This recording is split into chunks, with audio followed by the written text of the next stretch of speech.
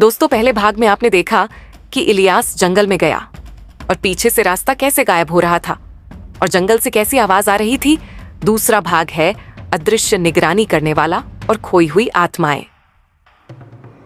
जैसे जैसे रात गहराई, इलियास ने एक अजीब उपस्थिति महसूस की। फुसफुसाहटें शुरू हो गईं। पहले तो हल्की, जैसे पत्तों की सरसराहट, लेकिन जल्द ही वे तेज और स्पष्ट हो गईं। आवाजें उसका नाम पुकार रही थीं, उसे जंगल के और भीतर जाने के लिए उकसा रही थीं। उसने अपने दिल में उठते डर को झाड़ने की कोशिश की, खुद से कहता रहा कि ये सब उसकी कल्पना मात्र है। लेकिन फिर उसने उसे देखा, एक छायादार आकृति जो पेड़ों के बीच खड़ी उसे देख रही थी।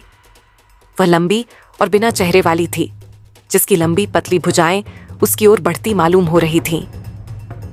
इलियास का दिल तेजी से धड़कने लगा और वह दौड़ पड़ा, लेकिन चाहे वह कितना भी आगे भागा, वह आकृति हमेशा उसके पीछे ही रही। न तो पास आई, न ही दूर गई। फुसफुसाहटें और अधिक जिद्दी हो गईं और इलियास ने एक अजीब खिंचाव महसूस किया, मानो जंगल उसे अपने अंदर खींच रहा हो। आगे का रास्ता अनिश्चित था, लेकिन उसके पास कोई विकल्प नहीं था। कुछ उसे आगे बढ़ने के लिए मजबूर कर रहा था। इलियास एक पुराने जर्जर केबिन पर आ पहुंचा, जो एक छोटे से खुले क्षेत्र में स्थित था।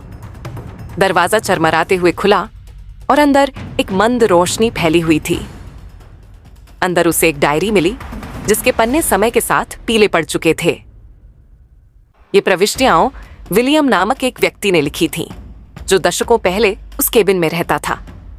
विलियम की बातें उस जंगल के श्राप के बारे में बताती थीं, कैसे यह आत्माओं को फंसा लेता था, उनके डर से पोषण पाता था और कैसे वह स्वयं इसका कैदी बन गया था।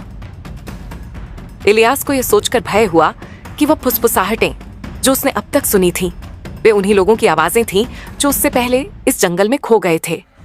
उनकी आत्माएं फंसी हुई थीं, बाहर निकलने में असमर्थ थीं और अब जंगल उसकी आत्मा भी चाहता था।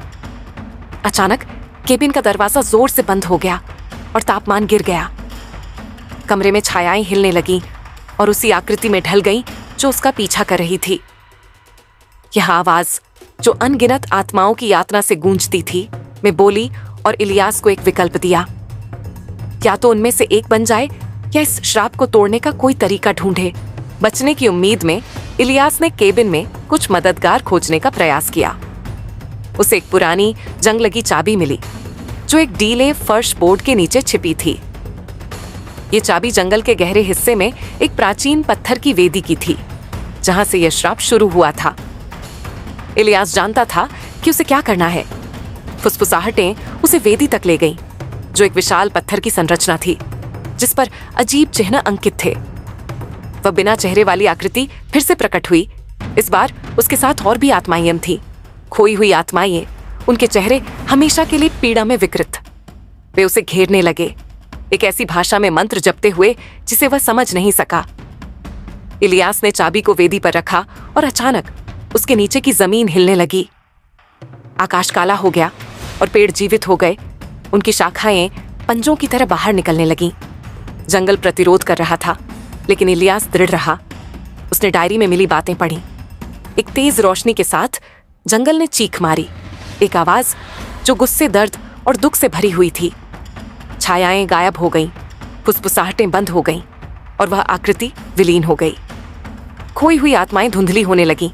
उनके चेहरे अंततः शांति में थे। थका हुआ इलियास जमीन पर गिर पड़ा। जब वह जागा तो सूरज चमक रहा था और जंगल शांत था।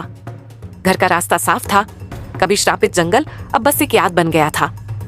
लेकिन जब इलियास जंगल से बाहर निकला तो वह उस एहसास को नहीं झटक सका कि कुछ अभी भी उसे देख रहा था। सही समय का इंतजार कर रहा था कि जो लिया गया था उसे फिर से हासिल कर ले। सालों बाद हरग्रोव के गांव वालों ने फिर से जंगल में अजीब घटनाओं को देखा। फुसफुसाहटें वापस आ गई थीं और जो लोग जंगल में गए वे फिर से गायब होने लगे। श्राप टूटा नहीं था, बस कुछ समय के लिए दब गया था। जंगल धैर्यवान था और जल्द ही ये फिर से आत्माओं के लिए भूखा होगा। इस कहानी से हमें यह शिक्षा मिलती है, जिज्ञासा हमें खतरनाक रहस्यों की खोज तक ले जा सकती है, लेकिन कुछ रहस्य ऐसे होते हैं जिन्हें अनसुलझा छोड़ देना ही बेहतर होता है। अज्ञात का आकर्षण भले ही मजबूत हो, लेकिन इसके परिणाम गंभीर हो सकते हैं।